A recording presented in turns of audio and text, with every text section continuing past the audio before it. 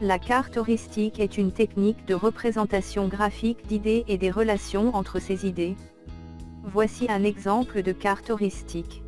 Historiquement, le système de représentation hiérarchique aurait été inventé par Aristote. Le concept a ensuite été formalisé par le psychologue anglais, Tony Buzan. L'idée est de faire fonctionner les deux hémisphères du cerveau. L'hémisphère gauche du cerveau serait plus logique, pensée rationnelle, classement, langage. L'hémisphère droit serait créativité, pensée holistique, capacité de synthèse.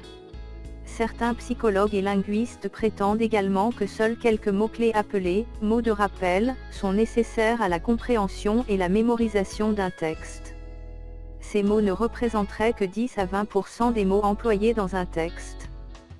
On utilise souvent les termes suivants pour désigner une carte heuristique.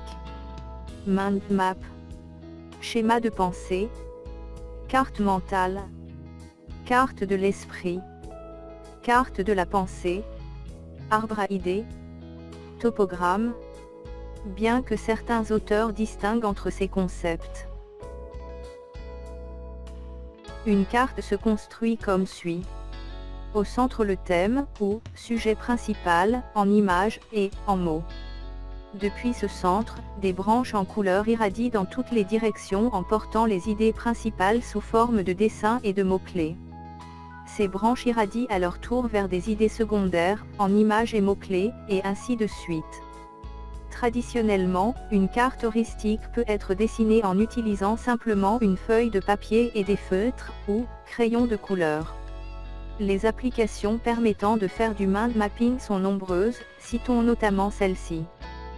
Quelques logiciels libres de cartographie mentale. FreeMind pour la prise de notes et les cartes conceptuelles arborescentes, il est multiplateforme et multilingue. FreePlan, un dérivé de FreeMind.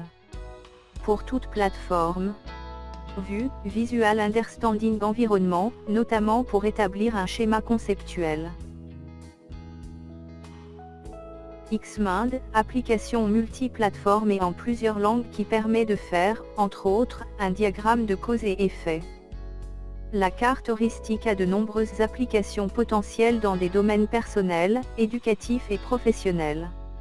Ces possibilités incluent la prise de notes, la remise en forme de ces notes, la préparation d'un exposé, d'un discours, le brainstorming, l'aide au résumé, la structuration d'un projet, la révision et clarification d'idées, l'identification de mots-clés, la visualisation d'organisations complexes d'idées, l'aide à l'apprentissage mnémotechnique, l'organisation de l'accès, par des liens, à un ensemble de fichiers.